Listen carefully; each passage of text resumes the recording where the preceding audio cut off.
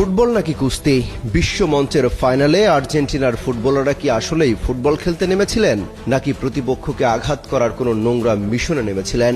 স্পেনের নান্দনিক ফুটবলের সামনে যখন জাদুকরী ছন্দ হারিয়ে গেল, তখন আলবি সেলেস্তেরা বেছে নিল এক চরম বিতর্কিত এবং কুৎসিত পথ। 25টি ফাউল, 6টি হলুদ কার্ড এবং একটি লাল কার্ড। বিশ্ব চ্যাম্পিয়নদের এমন লজ্জাজনক ও ধ্বংসাত্মক পারফরমেন্স এর আগে দেখেনি ফুটবল বিশ্ব। মাঠের শুরু থেকেই বোঝা যাচ্ছিল স্পেনের গতি আর পাসিংয়ের সামনে আর্জেন্টিনা সম্পূর্ণ দিশেহারা।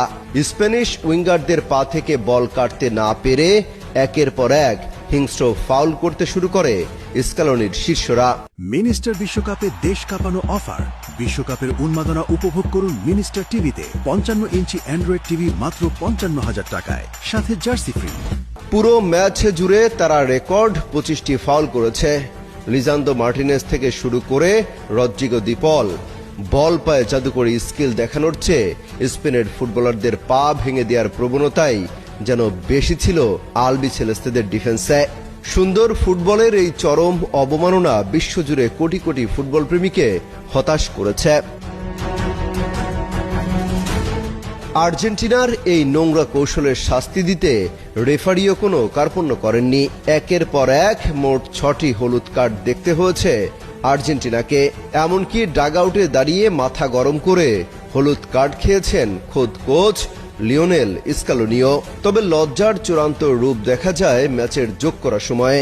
স্পেনের তরুণ পাউ কুবার্সিকে বাজেভাবে ফাউল করে নিজের দ্বিতীয় হলুদ কার্ড তথা লাল কার্ড দেখে মাঠ ছাড়েন মিডফিল্ডার এনজো ফার্নান্দেজ। অতিরিক্ত সময়ের মহাগুরুত্বপূর্ণ মুহূর্তে দলকে 10 জনের দলে পরিণত করে এক চরম অপেশাদারিত্বের পরিচয় দিলেন এই আর্জেন্টাইন তারকা। আর্জেন্টিনার এই ডার্টি গেম বা নোংরা কৌশল শেষ পর্যন্ত তাদের নিজেদের জন্যই কাল হয়ে দাঁড়ায়।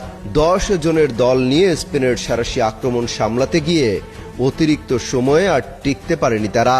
ফেররান তোরেসের সেই জাদুকরী গোল যেন আর্জেন্টিনার অহংকার আর হিংস্র ফুটবলের জালে শেষ পেরেকটি পুঁতে দেয়। পুরো 120 মিনিটে আর্জেন্টিনা গোলমুখে মাত্র 2টি শট নিতে পেরেছে।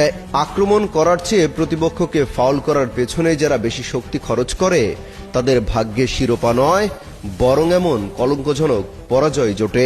এমনকি পরাজয়ের পরও মাঠে বিবাদে জড়ায় আর্জেন্টিনা। গলা ধাক্কা দিয়ে ফেলে দেয়া হয় স্পেন তারকা ফুটবলারকে।